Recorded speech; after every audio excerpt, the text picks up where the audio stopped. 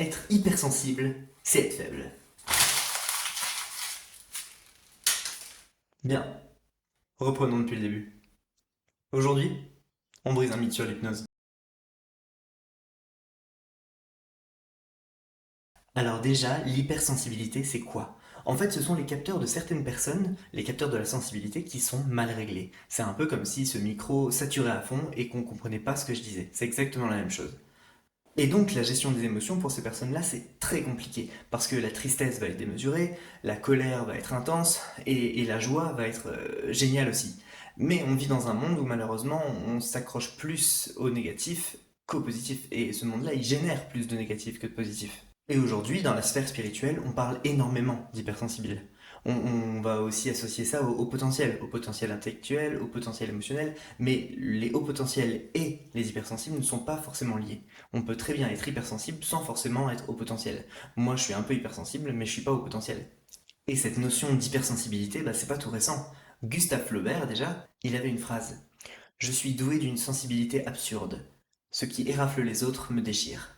Et c'est exactement cette phrase qui aujourd'hui définit un hypersensible. Sauf qu'à l'époque, évidemment, bah, on n'appelait pas ça l'hypersensibilité. Donc moi, l'hypersensibilité, je la vois exactement comme une éponge qui est gorgée d'eau. Et dès qu'il y a une émotion qui vient en plus se poser sur cette éponge, bah, il faut éliminer. Donc certains vont pleurer, d'autres vont avoir des migraines, d'autres vont devoir éliminer d'une autre manière. Mais en tout cas, le corps ne peut plus gérer cet afflux d'émotions et cet afflux d'énergie, donc il est obligé de le libérer d'une façon ou d'une autre. Et donc il y a deux choses à savoir sur les hypersensibles. D'abord, ils doivent gérer leurs propres émotions. Et ces émotions, bah, elles sont déjà hyper intenses. Alors, ces émotions vont déjà passer par plusieurs stades, plusieurs cases dans leur tête pour pouvoir être humainement entendables par les autres. Et qu'on se sente adapté encore à ce monde. Et la deuxième chose, c'est qu'ils vont capter les émotions des autres. Et c'est là où ça devient un réel problème de ne pas savoir gérer son hypersensibilité. Alors certains hypersensibles ont besoin de parler aux gens pour capter leurs émotions, d'autres d'un simple contact visuel, et certains autres encore simplement de rentrer dans une pièce et là, ils absorbent absolument tout. Et bah là, ça devient un vrai problème, parce qu'on porte non seulement nos propres émotions, mais aussi celles des autres. On est responsable de toutes les émotions qui entrent dans notre corps. Et là, ça devient un problème. Et c'est pour ça que pour toutes les personnes qui viennent me voir au cabinet, qui sont hypersensibles, et étant moi-même hypersensible, je pense que je les attire, je leur explique tout ça et je leur explique cette image de l'éponge. Et à chaque fois, j'arrête pas de me dire que si on apprenait à gérer ses émotions à l'école, ce serait quand même beaucoup plus facile. Plutôt que de comprendre son fonctionnement à 20, 30, 40, parfois 60 ans, ce serait beaucoup plus facile d'apprendre à gérer tout ça à 3 ans ou 6 ans et de vivre sa vie beaucoup plus sereinement. Alors pourquoi je parle de l'hypnose? Parce que l'hypnose c'est hyper adapté à l'hypersensibilité. On va pouvoir faire plein de trucs. Déjà, on va pouvoir baisser l'intensité de toutes ces émotions. On va pouvoir se débarrasser de toutes ces émotions qui nous appartiennent, mais qu'on garde depuis hyper longtemps parce qu'on nous a jamais dit qu'on pouvait les lâcher.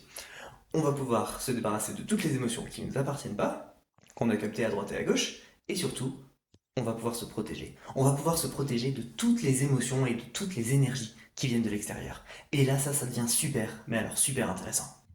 Alors, si je reprends la feuille du début, est-ce que l'hypersensibilité c'est une faiblesse?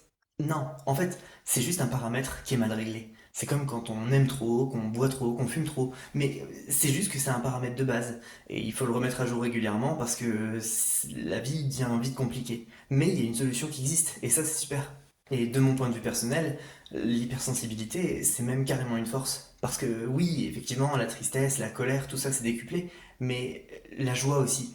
Et un hypersensible, c'est juste quelqu'un qui est capable de voir le monde tel qu'il pourrait être et de voir tout ce qui est beau. Et aujourd'hui, dans le monde et dans l'époque dans laquelle on est, à parler toujours à avoir toujours le négatif, à parler de guerre, à parler de virus, eh ben, en fait, c'est super d'avoir des gens qui peuvent voir le monde tel qu'il pourrait être et de voir la beauté du monde. Et si des gens peuvent le voir, alors ils peuvent le transmettre, ils peuvent le raconter. Et ça se trouve, bah, c'est une force en fait. Alors comme je le disais tout à l'heure, j'ai pas mal d'hypersensibles qui viennent me voir et je les accompagne à vraiment à se sentir mieux, à pouvoir se protéger, à pouvoir beaucoup mieux gérer leurs émotions. Donc si vous vous sentez concerné en regardant cette vidéo, n'hésitez pas, ça fonctionne aussi à distance, l'hypnose hein, en visio. Donc n'hésitez pas à aller sur pensée-énergétique.odoo.com et ce sera avec plaisir que je vous enseignerai comment faire, ou en tout cas que je vous accompagnerai sur ce chemin. Bonne journée!